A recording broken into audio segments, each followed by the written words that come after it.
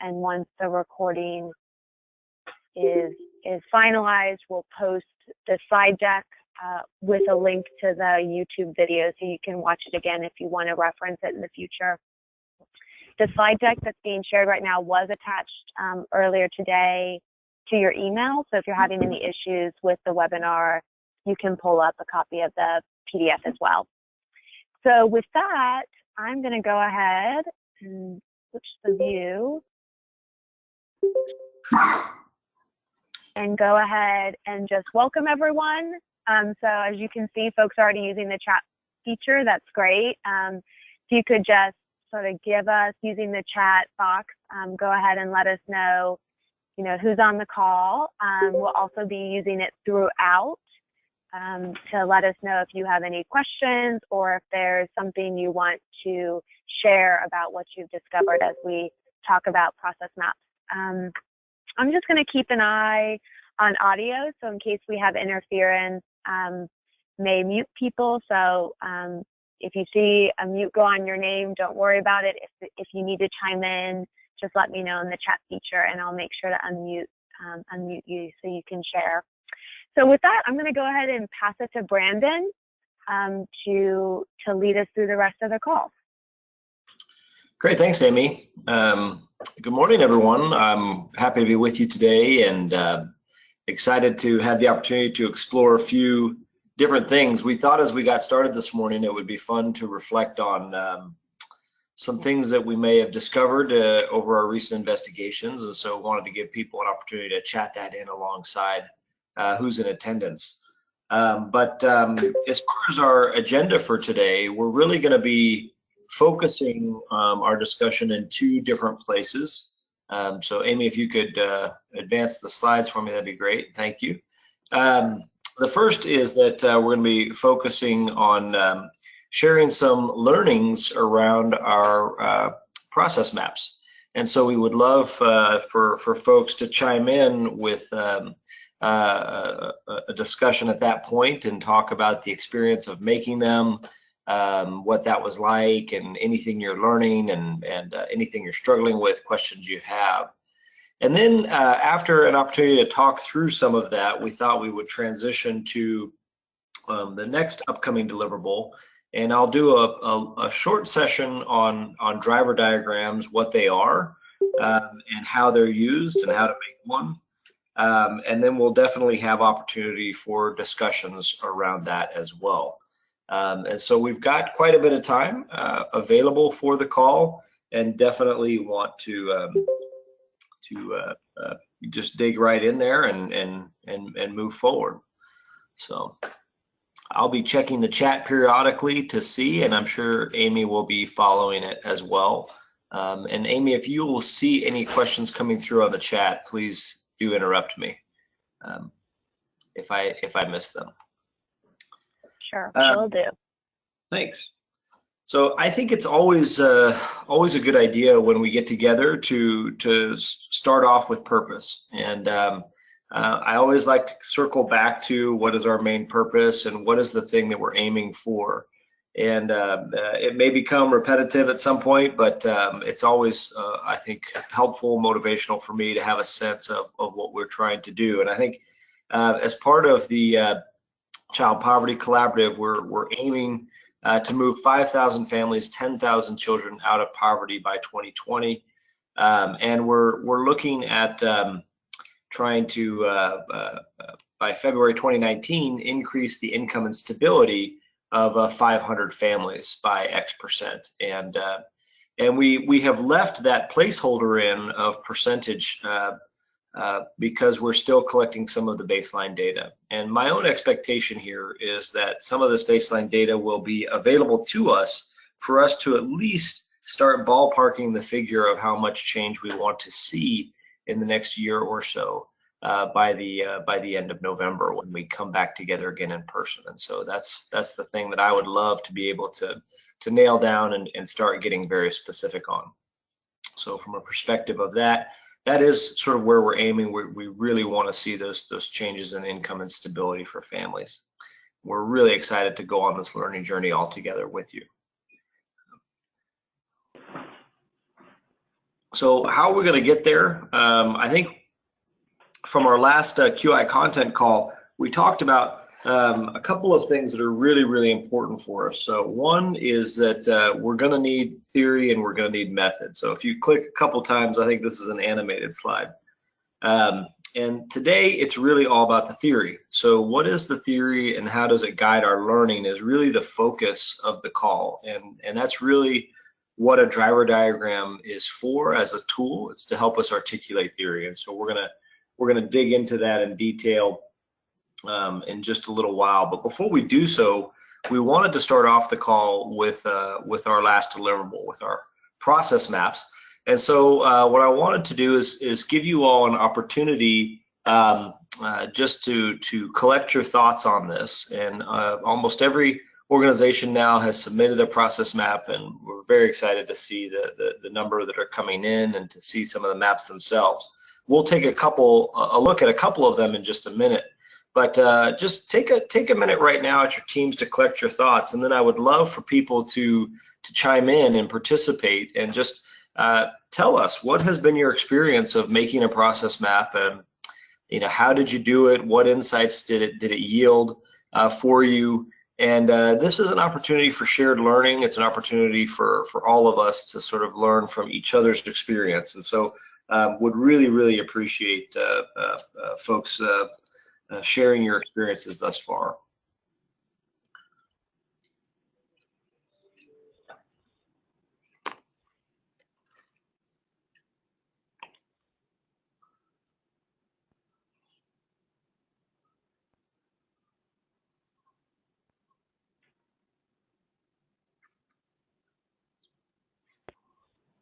Is it okay to chime in on the phone, or do you want us to use the chat feature? Oh, no, please. No, yeah. Go ahead and chime in. Great. Okay, this is Mary Delaney from Community Matters. We got our core team together to make the process map, our core project team, and it was a really good exercise. At first, we didn't know where to start. We weren't sure how zoomed out or zoomed in to be in our process. And so we had some really great guidance from our coach, Jen. And she really encouraged us to just look at the current state of our process, like kind of high level. And that really was helpful to us because then we could start to really talk through the highest priority areas where we could grow. And so now we're working on zooming in on just one part of the overall process. So that's kind of what we've done so far and just what our experience has been. It's been helpful to kind of highlight areas where we had assumptions about how things were working, and we kind of discovered some gaps in how things were actually flowing in reality. So Mary, let me follow that up with just a couple more questions, because I think that's brilliant. Would you give us like a little detail on what were some of the high level discoveries, and then where are you going from here? Sort of what process or what element are you zooming in on, and what is the sort of logistics of accomplishing that? Yeah, so the high level discovery was there's a pretty big portion of our work that is just relationship building, and it takes a lot of different forms. And so when we were outlining the process map, we really had a lot of discussion around what that really looks like, and how we can keep that very rooted in relationship, but still have some kind of base level of process to it. And so we decided to zoom in on how we translate the relationship from the initial engagement to building kind of a longer term trust-based relationship with our neighbors. So, for example, if someone comes in initially to work with us in getting emergency food, what are we doing that's different in that setting that builds into a longer-term engagement that we can then work together on, like the self-sufficiency work? And so we had a lot of assumptions around kind of how that worked, and a lot of them proved true, but some of them are areas where we can really tweak the way we're framing things. So our our next step is really zooming in on what does it look like for someone to start engaging around an emergency need and then continue to engage around building like toward their goals. If that makes sense. Oh, that's great. That's really great.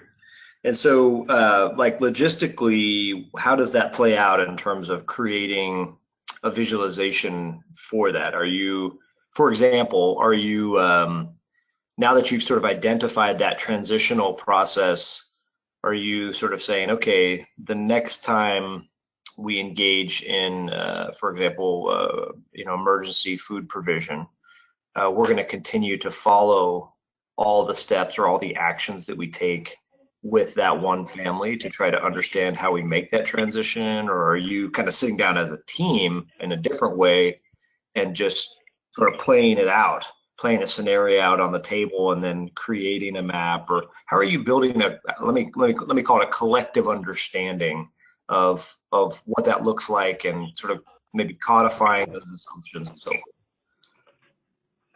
Yeah, so we're kind of doing a little bit of both. We're starting with, we're going to kind of follow the process with a few different, 3 different families that we're working with. So they're all kind of at different points of engagement with us. So 2 are just so far have engaged around emergency needs, and 1 has already chosen to continue to engage beyond emergency needs. And so we're doing kind of this process with gathering insight sheets. So the folks that are on the ground in that program are kind of gathering insights from that process. And then we're getting back together as a team to kind of see if we identified anything that's more of a process piece that we can map out. We did take an initial stab at it for the insight sheets, but we kind of came back to we really need to be testing it live with families that we're currently engaging with to see what's working and what's not. That's great.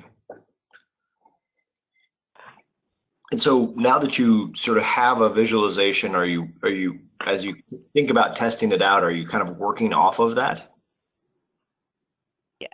Yeah, our goal right now is to kind of continue to tweak that zoomed in part as we gather more information. So we're working off of the process that we kind of have now, and then as we gather more insights, we're getting together and saying, oh wait, no, this piece needs to really change, or this piece maybe we need to try this more because it's not working, or it's doesn't seem to be the right flow.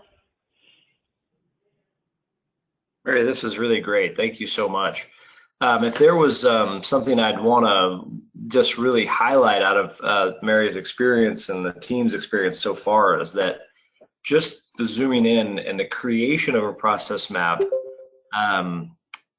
it naturally yields or helps people to think through, what is the piece we need to tweak? Where is the change that we need to make to get better? And it's sort of, in its own way, putting a lens onto the system, giving an insight into what the system looks like, how the work unfolds, how it functions on a day-to-day basis, gives people almost the permission to question how we could make it better, and even to offer ideas about how to make it better, things that we could then test and practice. And I think that is something that is incredibly powerful about the use of a process map.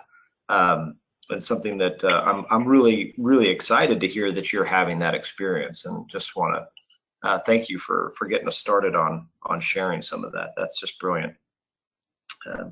I'd love to hear from a couple other teams. What are other people's experiences? Are there things that Mary has highlighted that you think, yeah, that really resonates with me? Or are there, or have you had a different experience? In what way was it different for you? What are you thinking about? What are other people at? Where are other people at? Well, this is Myra from CAA, and with our process map, one of the things that I realized very quickly, my counterpart in Head Start initiated this process map, it came out of a meeting that we had where, again, like the young lady was saying a few minutes ago, it was sort of our core participant meeting, and we mapped out a process, but it became very clear to me once it was mapped out that this is just one of many entry points into the program, and that in reality, there are probably, this map represents one system, and there are probably 3 other identifiable systems that would have to be mapped out, because it seems very logical when we talk to have one vantage point, but in practicality, with the way that our organization is set up, there are several entry points versus one entry point into the program, the way we run it, and it makes it very. I learned, I guess, really quickly that this is more complicated than I thought. It seemed very simple at first, but then I realized, oh wow, this is it can be much bigger. We can either utilize this process map the way it is now, but it would limit the accessibility of the program to people who don't necessarily enter this way. And so it's very telling. So I don't know if that's helpful, but yeah. No, Mira, that's very, very helpful, and thank you for sharing that. I mean, I think many questions come to mind for me, but when you talk about sort of the limiting the helpfulness, can you say more about that? Like, what have you realized about the limitation of that as an entry point? So for example, this process map we submitted is from the perspective of Head Start, and moms entering the program from Head Start only. It does not capture potential participants who don't have children in Head Start yet. So they could come to us through CCMEP and be referred to our coordinator, STEPS coordinator, through the CCMEP process. They may not have their child enrolled in Head Start, and so that's a different entry point into the program. Or a mom could be referred to the program from our HEAP area, or a case manager in supportive services, or it could just be from a direct recruiting resource where our coordinator has recruited someone from an event. And so what I've learned is that there is a need to kind of map the process from those other 3 entry points. And initially when we set this up, we were thinking community services, Head Start, but within community services are all these other programming resources where people can enter this process. And so our process map is probably either too simplistic for what really happens, or we limit access to represent what is here. Does that make sense? Absolutely. Yeah. So it's sort of like, oh, well, wait, if I'm capturing the reality of what we're doing, it is much more convoluted than what I see here, which looks fantastic. But in reality, some of these lines cross.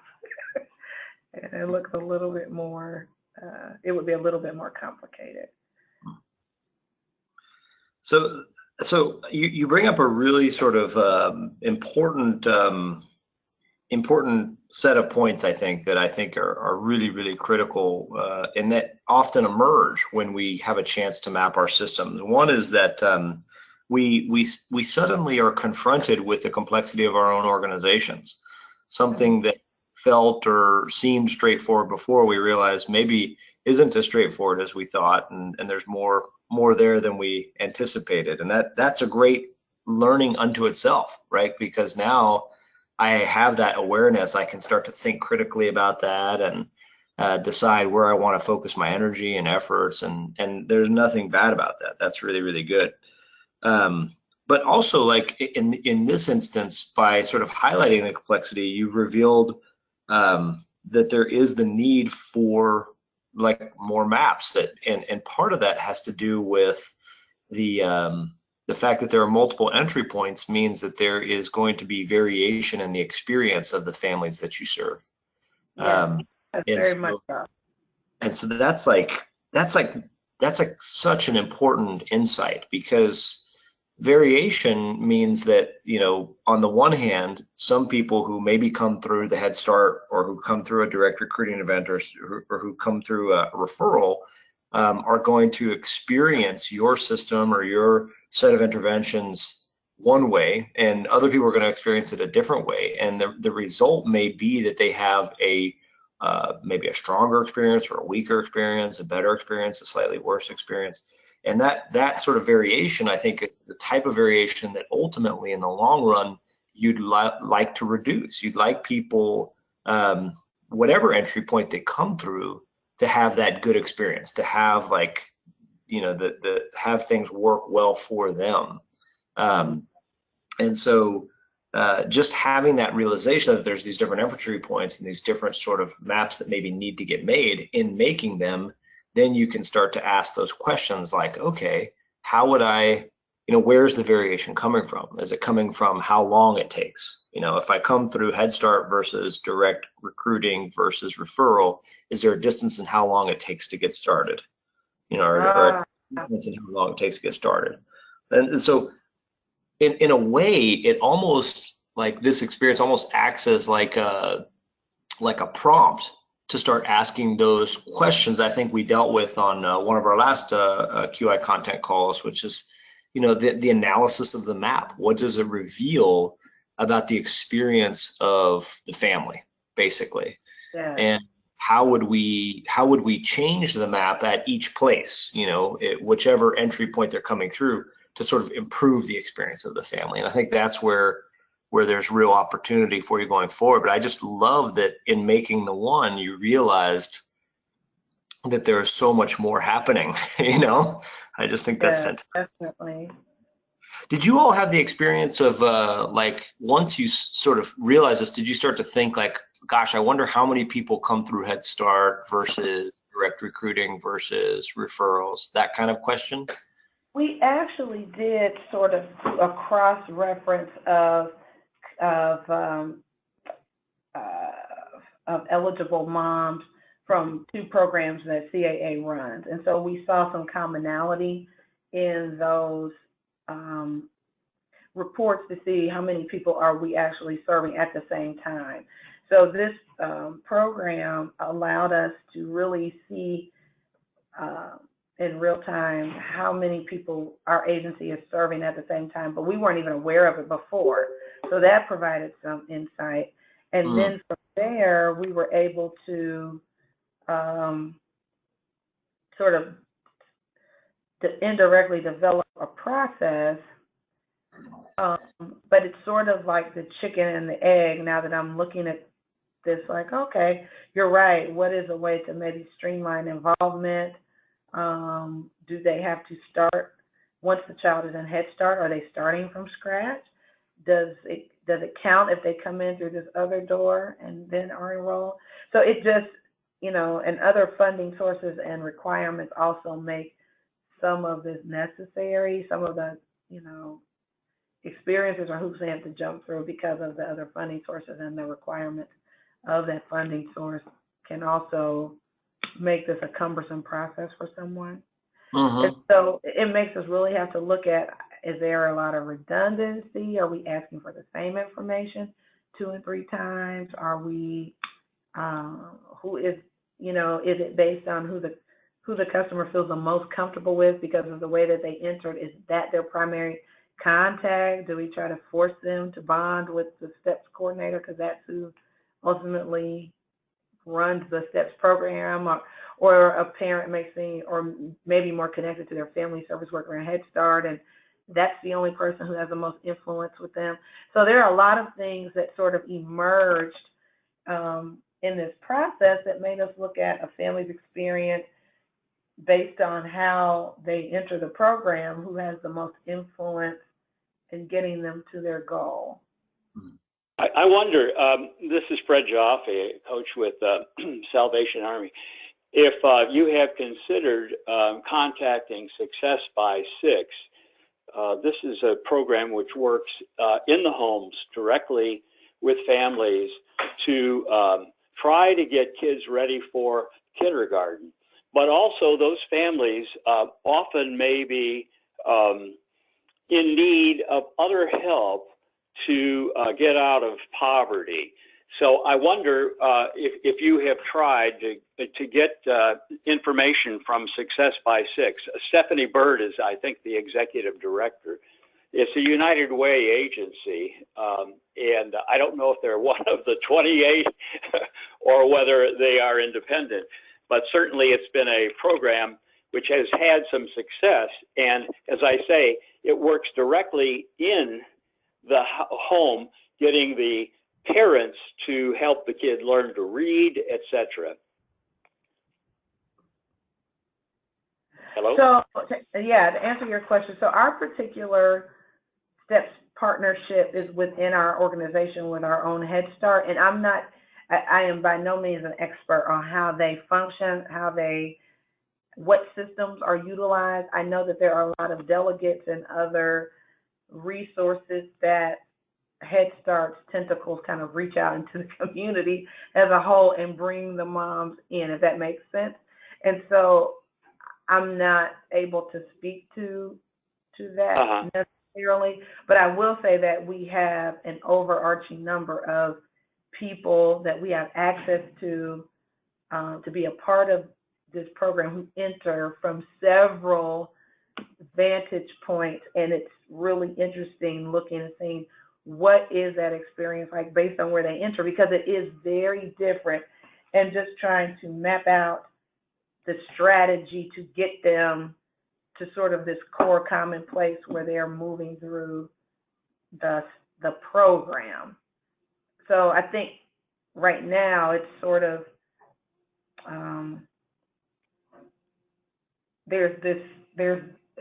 I'm sort of visual, but you sort of have, I'm picturing like these, like maybe a circle diagram where you have these far-reaching community-based Head Start sites that feed into this more of an inner circle, that feed into more of a core circle to get them to the middle, which is the STEPS program. But I'm not the expert in that area, and so my partnership with my counterpart in Head Start sort of manages that. Like, so I don't get into the nitty gritty. She could speak to that with much more clarity than I could. I'm more the community services side. So I'm more the career assessment, what programs work best, what are some supporting services we can offer you, and getting you to your career goal. And so that's why our particular partnership was formed the way it is. And so we're learning internally as an organization how things are run. So to others, it may have seemed like a given, but for us, it's a really huge learning opportunity, because even though we're in the same building, there's very different processes in each unit. So, yeah. All right. Just thought I'd mention it. No, I appreciate it. So Mira, consistent with Fred's comments, and then also just with what you were saying, just before that, I think, what you're doing is through this process, you're ending up asking all the right questions. And all those things about where do we have redundancy, where is it difficult, on the family, where are there opportunities for partnerships? These are all the exact right types of questions. And I think, going forward, and ideally what I'd love for you in the next couple of weeks, or even coming off the call today, is that as you start to answer those questions, or even as you start to theorize answers to those questions, even if you don't have the final answer yet, the answers become your sort of theory of improvement, your sort of theory of what you could do differently in order to improve practice, in order to sort of make the system work better for everyone. And ideally, coming out of this call, you'll have a place to store all those ideas. So from an organizational perspective, there'll be a place to sort of start to put them that makes sense, that sort of all fit together. So I love that you're having this experience, and I'm very grateful that you all as a team have gone on this journey. So really appreciate the sharing. Others, I mean, I'm very curious. This is seems to be a strong topic, so I'd really love for anybody else's reflections. Again, whether it's reflecting on the things that Mira spoke to or that Mary spoke to, what resonated, what was similar, what was different, how have people made these maps, and what questions do you have about them?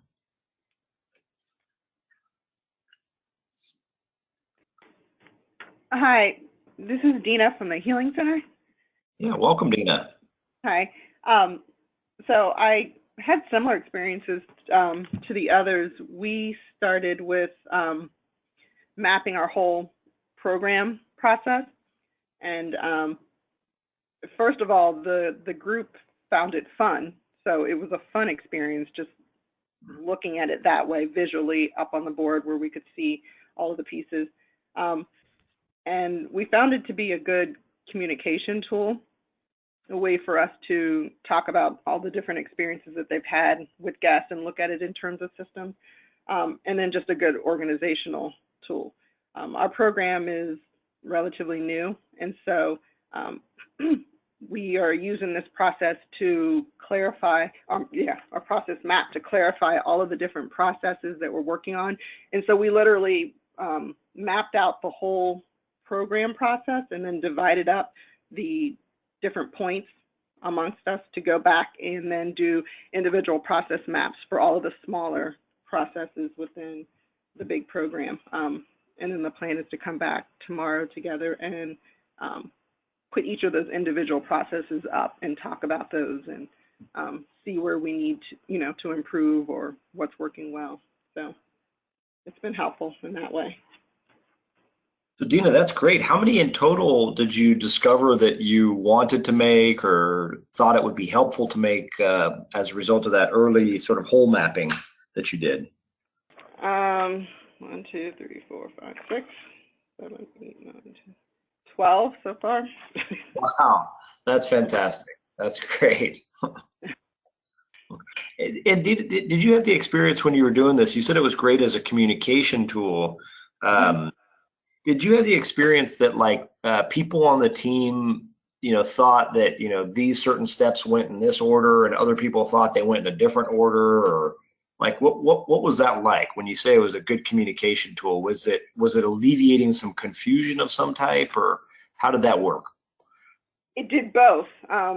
We had one process in particular where we're, doing goal setting, and it opened up a discussion about where that belonged in the process. And so we're actually still working that out, and it led to just many tests of change to see, try it in different places and see where it worked out, and then, come back together and talk about where we think it best fits. So in some senses, it, I think, caused confusion, but it was good confusion because it told us that that's the place where we need to, work and test. And then in other areas, it did alleviate some confusion because we were doing it different ways. And so we got us on the stage. Wonderful. I think this is another sort of key thing that teams do experience with the use of the process map. I'm glad you had it and highlighted, is that, and to some extent, I think Mira also touched on this, it helps us to, as individuals, identify our assumptions about how things work and recognize that our assumptions aren't the same as our colleagues, our friends, the people who we sit next to every day, and that we might have different understandings of how the system works or doesn't work. And so just getting, just from the simple point of view of getting us all on the same page can be hugely helpful in terms of the efficiency gains, the sort of ability to sort of speak to each other and understand when and how things are supposed to occur. So I think that's brilliant. I think it's a different kind of experience for pilot programs because you're more working from a conceptual framework and it's hard to test the model. Of course, you can't really test the model. You see how you think about it from the different entry points and what the family's going to do when they get here and how they transition. And so for Project Nehemiah, as we conceptually work to try to answer as many questions as possible through the process map, it's been a different kind of experience. And but what I'm learning from all the others is that it's a fluid model. It's not like it's not concrete. So as we submitted ours, you can see that they're open to change as you implement it and change, or as things come up with families. When you're implementing with families, you can, that will necessitate the change. Conceptually, you don't have that. So with our pilot program, we're just trying to make it as thorough on the front end as possible. Well, that sounds great. And the fact that you've got people who, through Project Nehemiah, are already interested in getting out of poverty, and you're supplying one of the most important things, the possibility of employment. Now the question is, with those people, what are the other things, what are the other barriers that would still keep them out in poverty, and can you work on those? But you got a heck of a start. I think our best opportunities are people who are already doing something to get out of poverty, to help them with the other things that they need. These are the people who have the most interest, most passion to move, and are great to work with. Reggie, I want to just affirm a couple of things that you said. You know, the process maps work, I think, from my experience, in a couple of different ways. For organizations that are already up and running and have a defined process, have a defined sort of intervention pathway, if you will, the creation of a process map is a wonderful way to visualize the existing work. And I think we've heard, a couple, 2 or 3 people say that, we were able to discover, in not so many words, but what it is we do. And we were able to sort of highlight the assumptions and so forth. But the other way that process maps historically and traditionally have been used to great effect is in the design process and the design work of trying to create a new service for families, right? And so, Reggie, I think this is what I hear you doing, and I love it. I mean, I think what it affords you an opportunity to do is exactly what you said. So you talked about it being a flexible model, a fluid model, and I think that's right. In the design process, or in the design work that you're doing, a process map can help you to anticipate where the sticking points will be, to anticipate where, as you consider what a person or a family will experience, what it will be like for them, and then to address those things first conceptually before you test it in practice with a single individual or with a group of people or families one after the other. And I think in time, so I think in time you're going to get to a place where you will start, and it may be very soon, where you start actually testing this out with folks and making changes. But the fact that you already have something on paper will allow you to make those changes and update that learning in close to real time in ways that organizations that maybe have already got something running but don't have a process map aren't able to do. And so I think This just going to be tremendously helpful for you. Right. Well, thank you all. Great. All right. Any final comments? This is just such a robust discussion. I'm loath to cut it off, but there's some great experiences here. And Reggie has just brought in a whole new perspective here on using process mapping in the design phase. So definitely would invite anybody else who maybe resonates with that to maybe have one more comment or presenter before we kind of move forward a little bit. Hello, this is Jen from GCB. And we have, I had a couple of things that I thought I might throw out there that we have found incredibly helpful. We started out with our process map as documenting our current services, our current state.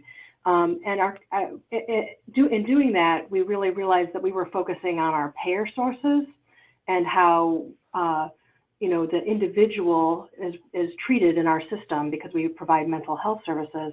The individual tracks through our system because they have individual insurance. So what we've done is we've sort of taken a step back and really worked with some family committee members to help us take a consumer point of view on our process map. And that has really helped us in our design process because we have our current state of services that we're offering, but we're also now designing services that we want to be more family friendly, more family focused.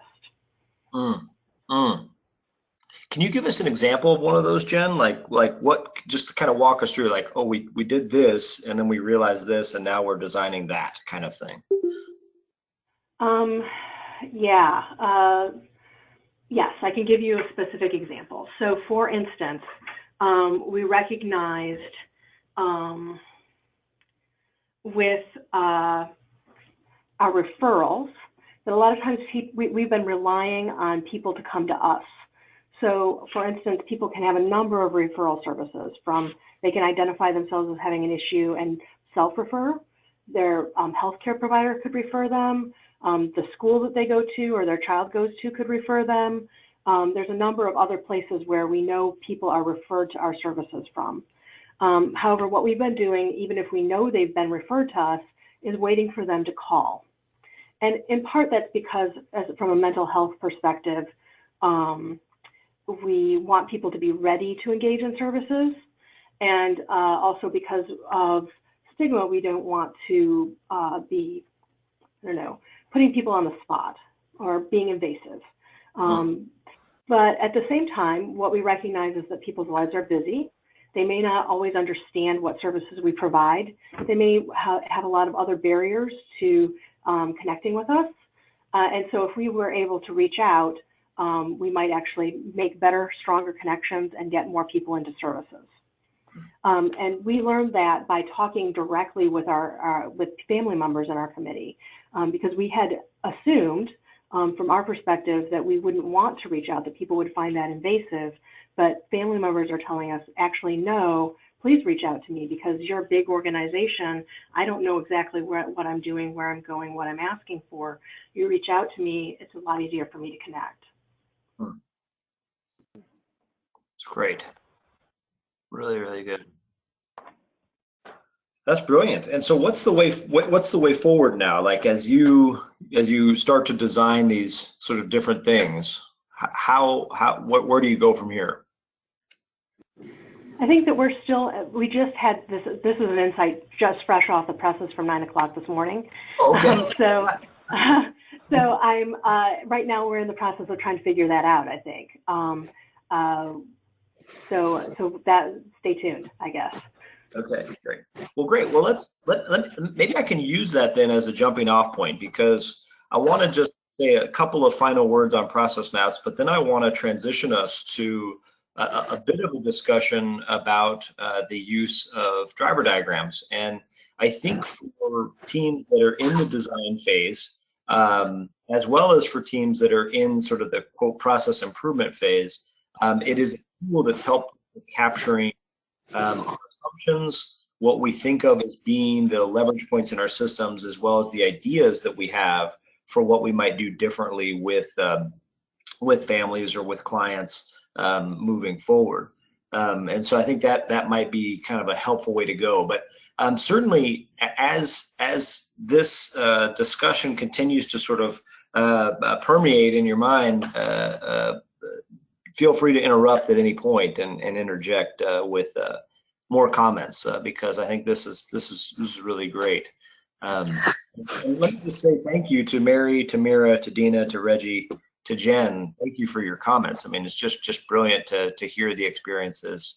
And I had a comment I would like to add just to the process mapping really quick. Yes, please. This is Noelle Byer with Neighborhood Allies. All right, welcome. And, hi, I just want to say I think that a big part of these the call-in meetings are kind of hearing other people's processes that they're going through with the whole collaborative and our different creating the aim statement or creating the process map, because it helps me think of things that I didn't think of before. And I know we are somewhat in the development phase still of perfecting, the service model that we're using. And I know I need to add, after listening to the last person, asking if they have other agencies that they are in the process of or are interested in, because we're really just focusing on basic needs, but also connecting to the other resources and programs. And so just adding that little question in as far as when we're deciding which route the person is going to go to get support, find out if they have somebody else that they're already connected with, and then we can just help bridge that gap. So thanks for helping me think of that. Absolutely. So Noelle, that's a great question. Is that like a general question for you to consider, or is it like a question you're directing right at Jen, who might be able to answer it? It's a question that I'm just going to add on the process map to ask our clients whenever we interact with them, and we may be on the way to a food pantry, just in whatever form we have them fill out or whatever, just adding that on there of, are there any other programs that you're trying to get into that we can help you connect with? So it might be the transportation or making the phone call or, filling out the application. But I just thought that I just wanted to say that these are, first of all, helpful talking to the other people. And then, thank you, because the last caller helped me pick up on that piece that I was missing out on. Fantastic. Oh, so glad to hear that. I think that's and to your point, Noelle, I think that's a question that ultimately I would love all of us to be asking. I think the reality is that the vast majority of families and individuals that will seek to serve are going to likely to need multiple sort of service delivery organizations. They have a complex set of needs as an individual or as families. And if we can be aware of and helping connect to and closing those loops with other partners, especially those who are, if they are participating in the one-to-one collaborative, I think that's just tremendous. Building a strong network will be just really, really good for folks. So that's great. I'm glad you took that inspiration. I think that's a point well made. Okay. Well, Amy, if you're willing, I'd love for you to sort of click us forward a little bit. And I just wanted to, again, we had seen this slide once before, but talk about the different types of maps that might be available to us to make. And I think we've already started to hear some of those on the call today, the idea of identification. And I think we heard about that. Any idea of assessment, or we heard about goal setting, that might be a process unto itself. There may be an intervention pathway that we choose to map with folks, and that can be very, very specific there. And then again, this idea of referrals into and out of our organizations or across to other organizations to meet various needs. And so these are some examples of process maps. If you're on the call today listening in and you're thinking about yourself, these were, what people said were great examples, but we're not really sure what to map. This might be a starting place for you. And so I wanted to just sort of show that.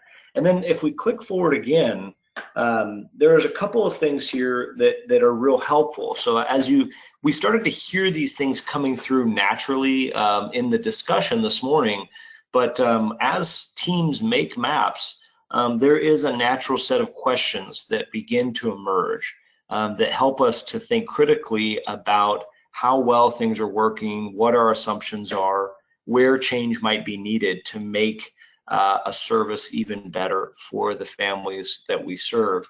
And so we start to think about, like, how long does something take for an individual or for a family?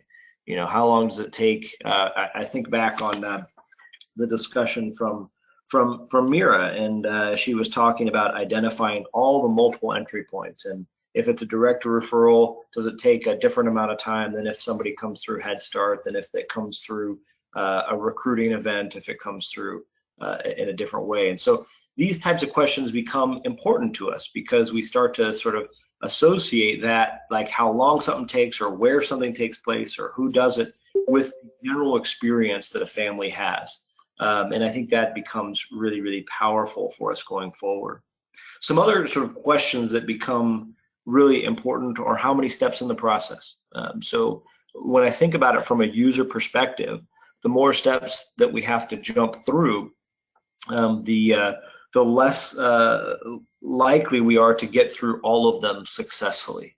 Now, that doesn't mean that we should always try to have the least number of steps possible. There's definitely times where a step is absolutely necessary. We need to keep it in, but it's just a realization that as a system or as a process becomes more complex, it becomes more difficult. And so it's just important to pay attention to. We also look at the order of the steps. We look at transfer points where you know, the service that we provide for an individual changes from our hands to someone else's hands, whether they're within our organization or at another organization. Anytime that happens, there's an opportunity to lose somebody. And so we just get these set of questions that begin to take us a little bit deeper. And once we have the map, we can start to answer those questions more fluidly and more completely. And we can start to develop some good ideas about what to do differently in the future. And I think that's always really, really helpful. We'll click through. I just wanted to show a couple of examples. This is one from St. Joe's, and it's actually 3 slides long. And I'm not going to take us through in great depth, but what I wanted to show was just the level of detail that the team there decided to go to with one of their processes. And so this was an orientation process that they had for their organization, and you can see how every step is included, from where it begins to the use of documents. If we click forward, we can see some various points along the way, and we'll click forward one more time, where you see even a decision point here with the diamond. And they've started to answer some of those questions. For example, how long something takes. So you can see here's a step that takes 10 minutes. Here's a step that takes 2 minutes. Here's a step that takes 1 hour. Here's a step that repeats on itself and takes 18 weeks. What this does then is it just gives a very detailed perspective on what the work is.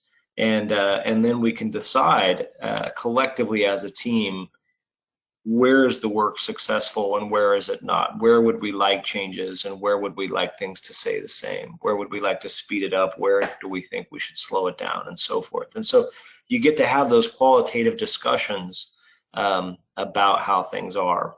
We'll click ahead again to a higher level map here. And pardon me, I've forgotten which. I guess this is from our CityLink team. This is from Reggie. From Reggie. Oh, great! This is Project Nehemiah. Great. Oh, okay. Well, wonderful. So here is again an example where we've got a few decision points, which I love to see. We have a sense of the beginning and ending, right? The client is arriving. The outcome may change from client to client, which is important here. And we have some interesting decision points to help us know which way to take ourselves. And by getting into the detail, we start to ask those important questions again. And so just want to celebrate that people are sort of building and using the tool, and I think that's great. Whether it's very, very detailed or whether it's at a higher level to begin with, until we have a better sense of things. And let's click through one more time. And here is a slightly different, less visual method. But here's an example where a team has listed every step in the process. So they've numbered it out and managed to go ahead and get everything down. And so again, they have a sense of flow, which is what's really important here. That sense of flow then allows us to ask those important questions associated with the map and with the improvements that we might want to make going forward.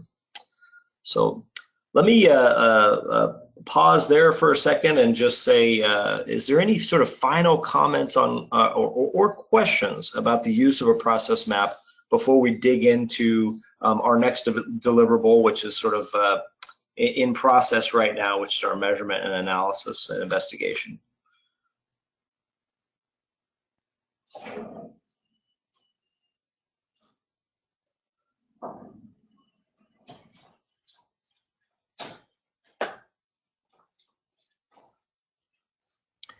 Well, let me just again say thank you to all the folks who were willing to share this morning. I think that's really, really helpful. Amy, do you want to say more about the measurement analysis before we jump into driver diagrams? I don't think so. I've had a couple questions and some folks have reached out. I think this deliverable is going to look very different for teams. So just depending on the past data that you have, and that's okay. So again, it's sort of like the process map that's providing a space for us to use data as a different lens on our current system, and to just give us insights about how we might want to change, where there are opportunities to improve moving forward. Great. That's wonderful. Well, great. Well, let's click forward then, and we'll get into the driver diagram. And this is a tool, as I said, for articulating theory. And so we'll click forward, and I want to start off with some just comments on theory. I think theory is a word that gets thrown around a little bit in academic circles, and it's something that's not often applied to sort of our common everyday work life. But I do think that it's really important to sort of understand its place in the improvement journey, and for us to sort of talk through a few things here. One is that theory starts with beliefs. So we have some underlying assumptions, we have some conceptions of why things are the way that they are, and what we might do to change them. And those things constitute our internal theories. And even within our own organizations, there will be differences in what people believe about why things are the way that they are. And there will be differences in what people think needs to be done differently to sort of change the state of things, or to change the trajectory of an individual or family's life. And so having a place where we can start to have that conversation and get those things out on the table is really, really helpful. Generally, we would say that we have a strong theory when we are able to show it working in practice. So if we have a set of ideas about what it would take to do things differently, and we're able to do those things with and repeat doing them with many individuals or families and get good results, and we gather evidence, then that strengthens our belief that our theory is correct, that the set of ideas that we have are correct ones. But we're never totally sure. I think that's really, really important here, is that a theory is never completely proven to be true. It always is open to the opportunity for failure. And as a result, it has to remain humble. And so there is the opportunity for evidence to come along that causes our theory to not work for an individual or to not work for a family, and for a particular idea, for a particular intervention, not be successful. And in that experience, there is an opportunity for learning. And whenever we have an opportunity for learning, we have an opportunity to update our theory with new information and to revise our ideas in such a way that in the future we'll be stronger going forward. And so a driver diagram acts as a tool, a visual depiction of putting all of those together. And that's something I want to share with you, what it looks like and what are the different elements of it going forward. So if we'll click through here.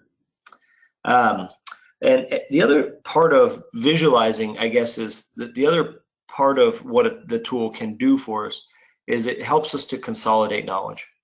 And so we're gonna, I loved what Reggie said earlier, by the way, about the process map being a fluid thing that changes based on our experience. And that basically exactly what he was saying here is like our theory will change. So if our process looks one way one day and that doesn't work, then we're going to change that process to make it better, right? We're going to change it to make it work for somebody else. And in doing so, we want to consolidate what we learned. We don't want to lose what we learned.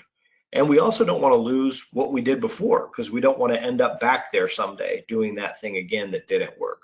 And so a driver diagram can be a place for helping us to consolidate that information. So click through here.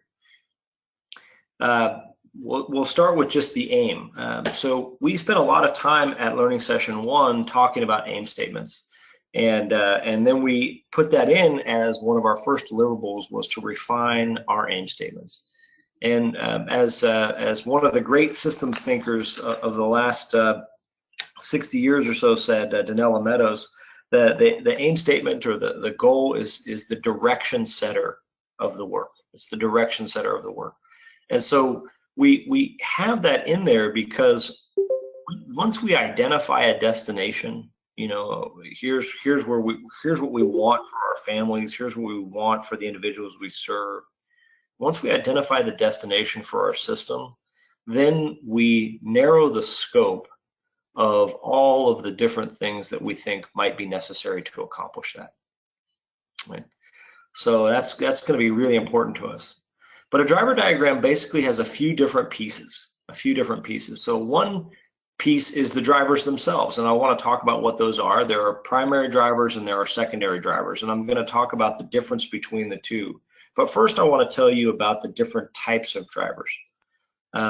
One type of driver, and I could rename drivers if you wanted to, as leverage points.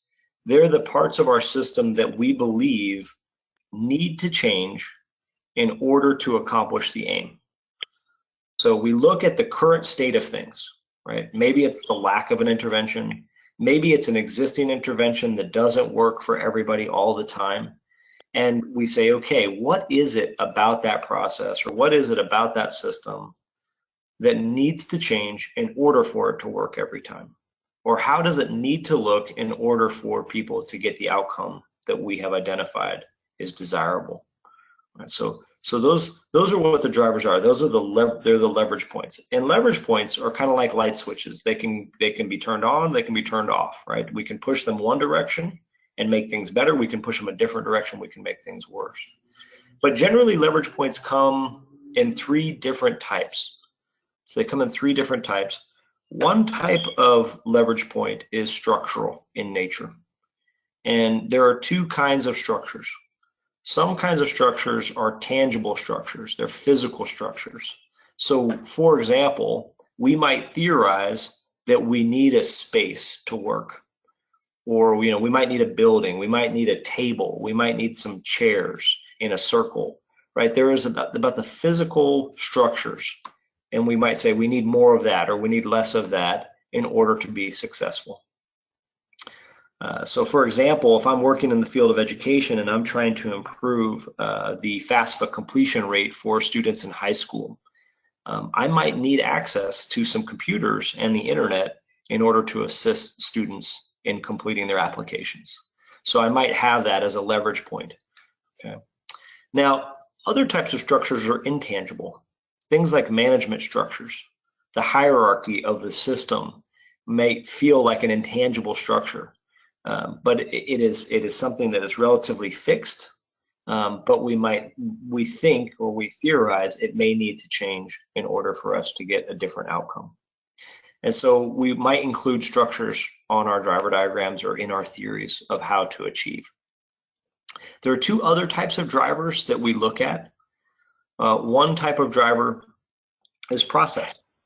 And that's one of the reasons that we had everyone make a process map, is because processes are important leverage points in systems. Because process is where the work happens. It's where the rubber meets the road. It's where we have opportunity to directly interact with each other and with families and individuals. And so we might look at the process, and we heard some of the teams today already doing so, saying, I looked at my process, I immediately realized where I wanted to make a change. And so we would include the name of the process or the step in the process where we think change is needed. And so processes become incredibly powerful leverage points for achieving a different outcome from our systems. And then a third type of driver is something that I would call an operating norm, or some people might refer to as a cultural norm. But these represent, again, sort of the explicit and implicit ways of being. So sometimes our HR departments in our organizations, they explicitly tell us what types of behaviors are acceptable at work or within our organization. And so we have some explicit norms about how things are. And so we might say, well, those things need to change in some way in order to get a different outcome. And sometimes we have implicit norms, right? So things that we adopt as we go forward. And a good example of that is like communication. In some organizations, it's never spoken, but we don't speak to the CEO or the director or the executive director unless they first initiate a conversation with us, right? And that is like an unwritten rule. It's a norm for how communication takes place with leadership within that organization. And in other organizations, that's not the case at all. People feel very comfortable interacting with senior leaders on a first name basis in a casual, conversational sort of way. And in each instance, again, that's not explicitly stated, but there is a culture that is implicit to the organization. And so we might say part of our culture needs to change in order for us to look different as an organization or for us to achieve a different outcome. So generally speaking, when we are developing a theory of improvement, we're talking about the combination of all of these things, structures, processes, and norms that in combination, we believe act as the leverage points for achieving the outcome of interest, the thing that we care about. So that's really important. The other important distinction here is to understand the difference between the primary and secondary levels, primary driver, secondary driver. So at the primary driver, I like to say that is what needs to change. So you might say communication needs to change. At the secondary driver level, we might say, where does it need to change in the system? So what I would think of as the actionable moment in time. So if communication needs to change at the secondary driver level, I might say it's communication during the Monday morning all-team meeting, or it's communication during my informal interactions in the hallways, or it's communication when I'm on a phone call with clients. These are the actionable moments in time where we could choose to do something differently. Our system could look slightly different, and in looking different and acting different, we will achieve a different outcome. And so that becomes really, really important. So we have the outcome of interest, we have the what needs to change, the primary drivers, where we need to change, which are the secondary drivers, and then the specific change ideas really are answering the question, how do we change? So if you'll click on that as well, Amy, that would be great. So the specific change ideas then become the actions that we would take to change the nature of our system. So if communication needs to change and we need to change the nature of communication at the all team or at the all staff meeting on Monday mornings, how are we going to do that? Well, our specific change idea might be to have a regular structured agenda with specific times for different topics to be talked about. Or it might be incorporating for the first time a discussion section to the all team meeting where anybody is allowed to voice a concern about something they experienced during the previous week. And so in that way, we start to change the nature of that meeting. In changing the nature of that meeting, we are changing the nature of how we communicate as an organization. In changing how we communicate as an organization, we're taking steps towards achieving the outcome of interest. And so there is this very logical flow from what it is we want to accomplish to all the different ideas we have. Importantly here is that not every idea we have will be successful, either on its own or at all. And so in the future, how we're going to use this, and if we click forward, I think we'll see, well, this is, sorry, apologies. We're going to have an example here. This is an example of what one looks like, but we can come back to this. Let's click forward, Amy. Yeah. Click forward again. Okay.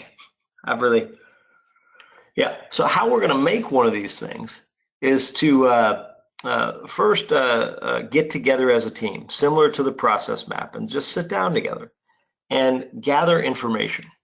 Right? So part of making a process map was gathering information. And we also, part of gathering the baseline data, the baseline information that we're going to be reporting on this week, is about getting all that information in place. And then what we do is we sit down and we gather ideas. That's right. So the information that we gather is about identifying those leverage points. It's about identifying those drivers. So when I look at the process map, I can talk about which steps might need to change, and I can identify some secondary drivers. When I look at the data, I can identify for whom the system is working and for who it's not working, where it's working, where it's not working. And that might give me some clues as to where the leverage points are in the system. When I go to the literature, when I go visit other organizations, when I get on calls like this and listen to other people's experiences, when I reflect on my long historical practice of working with individuals and with families and being a community member, then I have ideas about how to change the system, about how to make it look differently. And so we gather those ideas, and then we get together and we go ahead and do this work. So you've formed an aim. We start with the aim, and then we get the ideas out on paper. Right? Ideally, if we have multiple people on our team, we ask each team member to sort of write for themselves what are the change ideas that they have. What ideas do they have that they think might help to make the difference? And we list those down. And so what we end up with is we end up with an aim on the left-hand side of the page. We end up with a whole set of change ideas on the right-hand side of the page. And then we work our way to the middle. So we sort of start to say, okay, well, if we use this idea, why? I think this will work because it's going to affect this step in the process. And this step in the process is part of this process. And if we affect this process, then we're going to get this outcome. Or I think we should do this because it's going to affect this moment in time, and that's going to affect this particular norm. And that's going to get us closer to the aim. And so we build our way to the leverage points. And what's really important is that we're trying to identify those key leverage points. And we're trying to identify as many different ideas for improvement as possible. We negotiate, we revise frequently. Again, like a process map, a driver diagram is fluid. We never have a complete theory. It's never completely strong. It's never fully finished. And so let's go back and take a quick look at one that came as close to being finished as it could. And that is this example from New Zealand, and it's an example around enrolling children in school, particularly in preschool and sort of early childhood education, where the primary drivers, the what needs to change, the team got together and they figured out that they felt like if teams or if families do not have access to education, then that's going to lead to a failure of enrollment. If families were unaware of the importance of early childhood education, then that would lead to a failure to enroll. And if they were not interested, if they did not believe that it was good for their children, then they would not enroll. So in order to get to their aim of a 98% enrollment rate, they felt like those things, they had to affect those leverage points. They had to build the will of families to enroll their children. They had to build the knowledge of families about the importance, and they had to create the access. And then the actionable moments in time, they looked at the enrollment process. How easy and difficult was it for families? They looked at the affordability, right, that as being a possible barrier or a possible sort of leverage point for helping people get involved. They looked at this one here is called whānau knowledge. That looks at the knowledge of the community as a whole on the importance. They looked at the reputation of the schools and the fears and anxieties of the family as being operating norms or cultural norms that were really important. They looked at cultural fit. Did the schools sort of meet the needs of the Maori and Pacifica community that were being served? And they looked at the greeting process for when families brought their children in. And so then they had all these change ideas, all these specific change ideas, what we would do differently in order to get a different system. And so these things, you could see the change ideas, for example, offering 30 free hours or using the welcome rules or utilizing a Facebook page to meet families where they are, where they access information, made it so that they could affect whānau knowledge, so they could affect the greeting process, they could affect the affordability, and in so doing could increase the enrollment rates. So this is a specific theory of how to achieve enrollment. You have a different aim, right? Each organization has a different aim, and as a result, your theory is going to look a little bit different. So Amy, let's go forward again.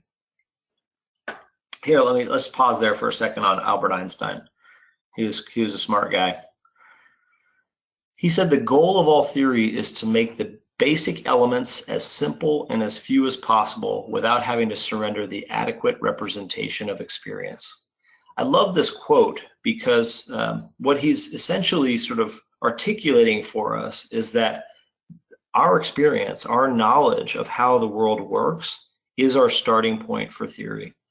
And what we're trying to do in articulating a theory is make it simple enough for anybody to look at and understand what our experience is.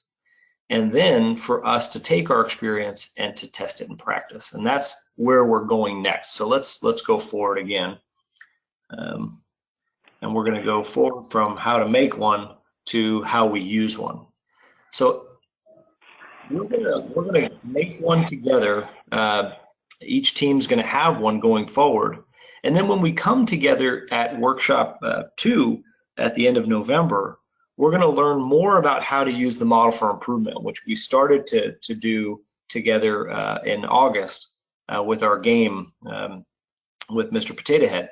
But what we do is we take ideas from our theory, we put them into practice, we try them with one family, we try them with one individual, we try them for 1 week or for 1 shift, and we see how does it work. We gather evidence for ourselves. We increase our degree of belief that our ideas work in practice, or conversely, we identify that what we thought is a good idea actually doesn't work for us, doesn't work very well, it's not successful all the time. And so in doing so, we discover new knowledge, and we then take that knowledge and we adjust our theory. So perhaps the new knowledge identifies an idea that doesn't work, we scratch it off. Or perhaps it identifies another leverage point in our system that we hadn't previously considered. Then we add that in. And sometimes our ideas are fantastic, and so we embolden them on our theory. We put them in all caps and say, this worked really well, right? And that's totally fine. But the intention here is to start off again with a shared space where everyone can get their assumptions out and can get their ideas out and can put it all in a space where we can collectively see it. And then we can use that as a starting place for adjusting and improving our systems moving forward. And in doing so, we can collect our learning as we go, and we can go from version 1.0 to version 2.0 and so forth. I have an opportunity of working with a team in California that has started using this tool just about 18 months ago. They're very ambitious. They're now on version 25 of their driver diagram. They're continuously iterating upon their theory of how to improve mathematics education for young children. But they are always updating it and changing it to reflect their latest thinking. And I think that's really, really critical here. That's what we want, is that fluidity, that flexibility to reflect our current level of knowledge, our current learning about how to deliver the best outcomes for individuals and for families. All right, let's move forward from there. So our long-term goal, if we were to think about this, is that we're going to start with the theory now, which I'm going to say without evidence is probably relatively weak. But we're going to start to test in practice. We're going to start to try things out in practice, and we're going to build a stronger theory. We're going to gather evidence, local evidence, evidence that's our evidence, our information, and we're going to build it up. And in doing so, we're going to add to the collective body of knowledge that exists about how to work with families and about how to improve their sustainability and how to improve their income. And ideally, for many people, for many of our clients, we're going to help them to solve the problem of practice that we face. And in the future, the work that we do on refining our theories over the next 18 months is going to provide for a strong starting place for others, right? And as a continued place for ourselves. And so we're going to move ourselves to a strong place, and we're going to provide that information to others who might also want to do similar work in communities in Cincinnati or indeed throughout the United States or the world. So we'll click forward. So some common misconceptions. Sometimes people treat primary and secondary drivers like aim statements. So they think about including directional language or performance outcomes for them. You'll notice on the example with enrolling children in school that we avoided that. We had simply described the drivers as nouns. There's something that you can move one way or the other. They can get better or can get worse. Access could be improved or it could be made worse, right? Knowledge could be improved or it could be made worse. Those sorts of things are important. Another mistake that's common for teams is that they describe secondary measures at too high of a level. So an entire training or recruitment system rather than some aspect of it. So our solution is to test the secondary driver by asking, could we take direct action on this? Remember, we think of secondary drivers as actionable moments in time. So we think about them as the where in the system that we would do something differently in order to achieve a different result. And then a third mistake is that we are too vague on the description of a change idea. So instead of being very conceptual or high level, we want something to be very, very specific. So we might want to say, insert agenda to the monthly meeting, or use intervention tool A rather than B with families in practice, or rearrange steps 2 and 3 in our process. We want to be very, very specific so that we know when we go to try something different in practice exactly what it is that we're going to try that is different and that may lead to improvement. So let me just pause there. We're going to circle back to this topic again, but and we're also going to circulate. Amy's got an article that we can circulate that describes the tool in detail. And so you can have that for reading and reference as well. But what are you thinking? What are your reflections? We've got a couple minutes left for that. And what's confusing for you?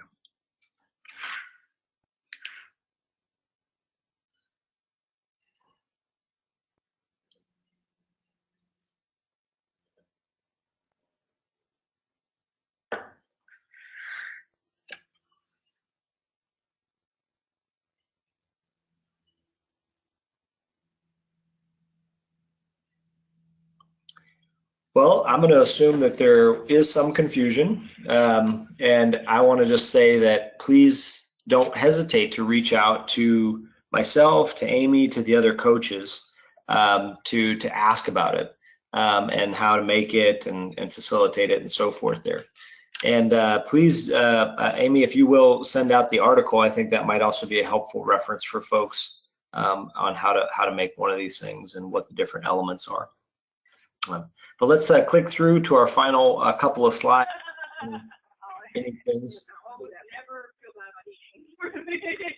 Let's click here. Good. So our version here is going to be first version 1.0. We're going to have due in a couple of weeks' time on the 6th of November. In the meantime, we know that our current baseline measurement is due this week, and so we'll be looking for that. And just know that we are always committed to supporting you over these weeks and helping you to accomplish the use of these tools and the insight that they might provide. So please don't hesitate to reach out. I have a question. Yes. This is deep. The baseline measurement analysis, can you clarify what you're referring to? Yes. So at the learning session, we had an opportunity to talk a little bit about this, and then we talked about it on a couple of all-team calls. But essentially, the baseline measurement analysis is really just asking organizations to reflect on any data that they may have recorded historically on the nature of their work. So if you were to consider your process map, for example, your process map results in some sort of outcome. What data do you have about that? What data do you have about the number of people you serve, the demographics of the people you serve, the locations where you serve, all that sort of stuff. The intention here is to start to group the data and visualize the data in some way as to learn if there are any important patterns. So we talked about using some tools like Pareto diagrams, scatter plots, bar charts, and line graphs, specifically for data over time, to just see historically what we could learn.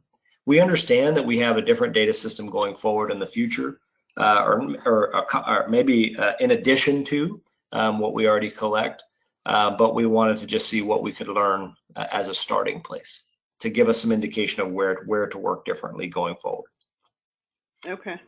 Yeah, and so that'll vary from organization to organization. And if you're still struggling, the coaches can certainly help out with that. Okay, thanks. Yeah. There is one question here. I know we're coming to time, but there's one question here about, can we use a driver diagram for something that we are designing as opposed to something that's already up and running? And I think, Jen, certainly, I would say sort of like with a process map with the driver diagram version 1.0 for a pilot program that's in the design phase, you're really articulating your theory of outcome. And so when you're in the design phase, you're putting down the leverage points, you're putting down the change ideas or the existing design, if you will, and then you're going to test that in practice, and you're going to test it, ideally rapidly with, one family, two families, and you're going to refine it. So it's almost as if your theory may just change faster when you're in the design phase, because you're going to have access to sort of real outcome as you try things out. I don't know if that makes sense, but I don't think there's much difference really for trying it out. except to say that it's not necessarily based on any historical experience, so much as it's more based on the design. Of course, your design is based on your historical experience, but we haven't had it in practice yet.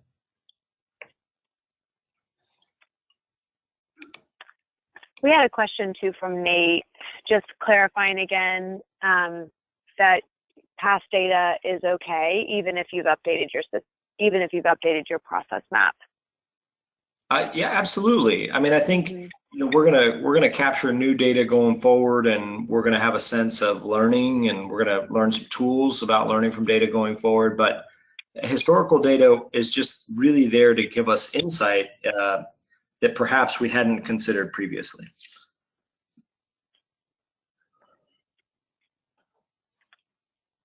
Amy, do you want to add anything to that? No, not at all.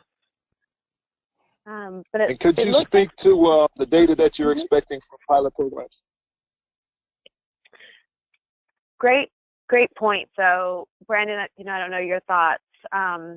Reggie and I talked a little bit about this the other day. Just as a new program, pretty new, we might be creative about thinking about how data, because there may be data that maybe it was collected more informally even, or perhaps looking at where data would be important to collect moving forward. Brandon, what are other thoughts on pilot programs? Yeah. I mean, I think for a pilot program that's maybe never has no historical data at all, that's okay. I mean, I think there won't be a deep baseline data analysis. Instead, what's going to be really important from a measurement perspective is, while designing the intervention sort of pathway, also designing measurement that would allow you to understand when the intervention pathway is being successful. And so when, if in the absence of data, you just have an absence of data, and that's fine. That's okay. And I think that's our starting place. Really, the importance of historical data for those who have it is as an indication of where they might choose to target their improvement efforts. And for those who are designing a new service or product, we are unlikely to have that. That's okay.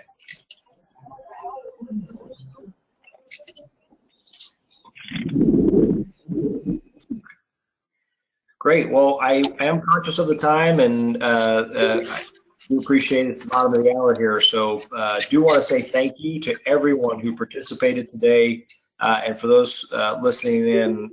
To me, this was a great opportunity to chat. So thank you so much, Amy. Any final thoughts? Next all team calls next Wednesday. Anything else you want to add? No, we'll be posting this PowerPoint again later today to the website, and we'll make sure to have circulate the copy of the article that you referenced to, Brandon. We'll get that to everyone. Great. Wonderful. Well, thank you so much, everybody. Wish you a wonderful rest of your Tuesday, and look forward to talking again soon.